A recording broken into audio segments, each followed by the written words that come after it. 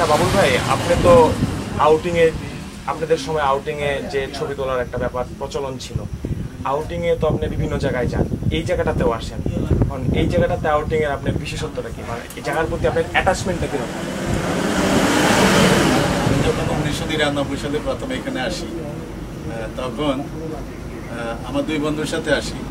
তো আসার পরে আমরা তো ছবি তুলতে গিয়ে দেখলাম যে এই জায়গাটা পুরো বাংলাদেশের যে বিউটিফুল বাংলাদেশ, রূপসী বাংলা আমরা বলি, বাংলাদেশের ল্যান্ডস্কেপ, আকাশ, মাটি, মানুষ, মানে আমাদের সংস্কৃতির সাথে এত বেশি ওতপ্রোতভাবে জড়িত। আমি ঘুরে ঘুরে দেখলাম যে সব কিছু আছে, এবং ঢাকার এত কাছে গিয়ে এমন একটা সুন্দর জায়গা যেখানে আমি পুরো বাংলাদেশকে পাই। এই জায়গাটা আমাদের লাইফস্টাইল, আমাদের ন্যাচারাল বিউটি, জেলে, নৌকা, নদী, সব কিছু, এভরিথিং। তো সব কিছু এখানে তখন আমি চিন্তা করলাম যে আমি এলাকার উপরে কাজ করব, যতদিন বাঁচি এখানেই কাজ করব, আসবো। অন্য জায়গায় তো যাবোই সারা বাংলাদেশে, বাট এখানে আমি সময় পেলেই আসবো। এবং সেইভাবেই গত 15 থেকে 16 বছর ধরে আমি এখানে আসি এবং ছবি তুলি।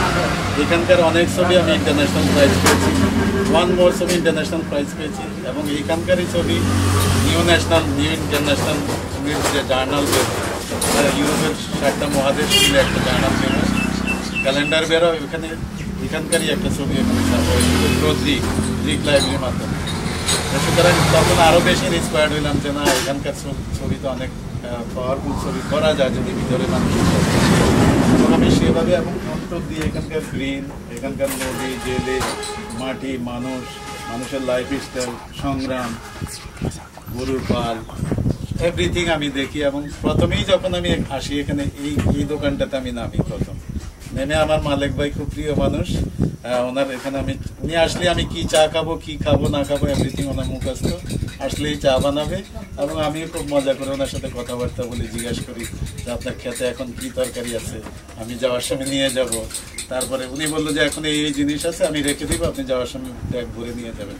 এবং যাওয়ার সময় আমি ওনাকে আবার বলি যে ভালো দুধ যদি পাওয়া যায়, একদম খাঁটি গরুর দুধ, উনি খাঁটি গরুর দুধ আমার বোতল করে রেখে দিতেন, আমি যাওয়ার সময় নিয়ে যাবো। তারপরে ভিতরে যখন আমি বলি, বিশেষ করে এই এলাকাটাতে এখন ইয়াংদের মধ্যে 3rd জেনারেশন চলছে, যারা আমার সাথে চলছে। প্রথম জেনারেশন চাকরিতে চলে গেছে, যারা প্রথম আমার সাথে আউটিংয়ের সংগঠিত। 2nd জেনারেশন এখন ইন্টারমিডিয়েট লেভেলে আছে। 3rd জেনারেশন প্রাইমারি এবং হাই স্কুল মিলেই আছে। এখন আমি আসলেই তারা আমার সাথে স্কুল বন্ধ, অর্ডিনারি স্কুল করবে না, আমার সাথে ঘুরবে, ছবি তুলবে, মজা করবে। আমি নিজের ছবি তুলি এবং ওদেরও ছবি তুলি, তারপরে ওদেরকে নিয়ে মুড়ি, চানাচুর এগুলি খাই। খেয়ে আবার ওরা আমাকে আমার ব্যাগ ট্যাগ যা কিছু আমার থাকে, কেউ তরকারি দিয়ে দেয়, যা আমার খেতে তরকারি আছে নিয়ে যান।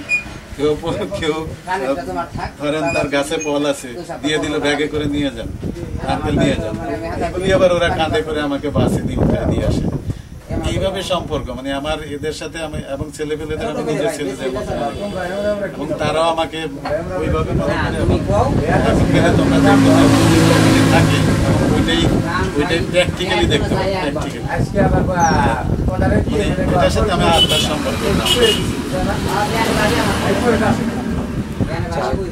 আচ্ছা বাবুল ভাই, যেহেতু এখানে আপনি 15 বছর ধরে কাজ করতেছেন একই জায়গাতে, সো অবভিয়াসলি আপনার এই জায়গার প্রতি অ্যাটাচমেন্টটা বেশি। তো কিছু মজার অভিজ্ঞতা যদি আমাদের সাথে শেয়ার করেন।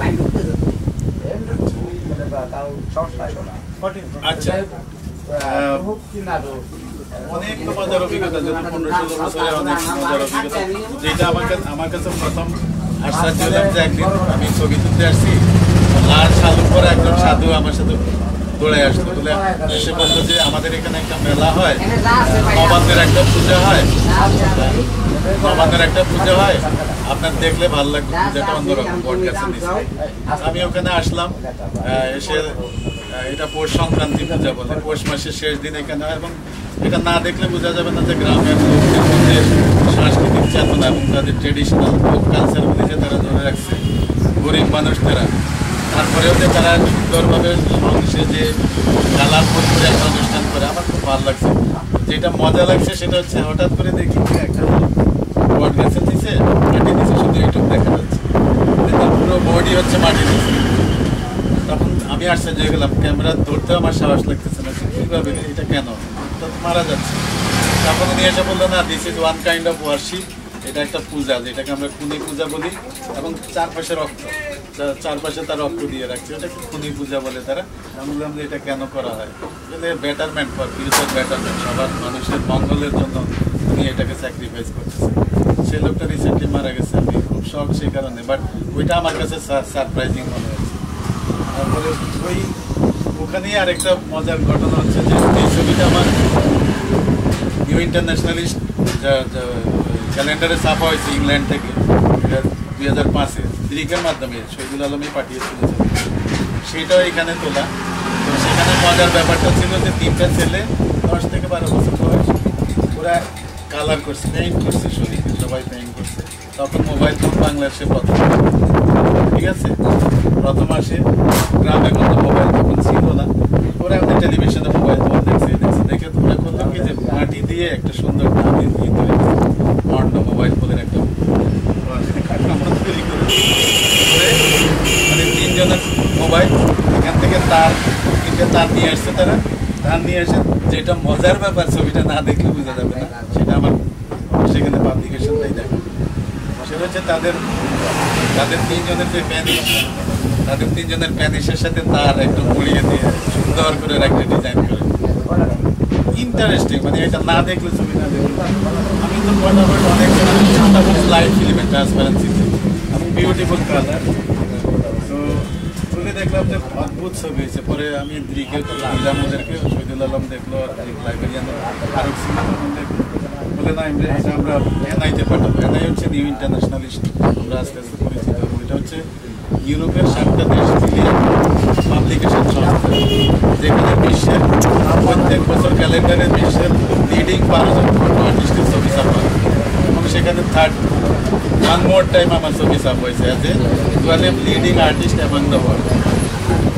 সেটাও এখানকার ছবি। এই জন্য মানে আমি এত বেশি ইন্সপায়ার যে এখানকার, এবং ছেলেরা, আমি গ্রামীণ খেলা চাই, ওরা অ্যারেঞ্জ করে দেয়, আমি এইটা চাই, ওরা অ্যারেঞ্জ করে দেয়, আমি চাই যেটাই চাই বোঝা, তারা আমাকে অ্যারেঞ্জ করে দেয়, এবং আমার সাথে এইভাবেই তাদের সম্পর্কের কারণে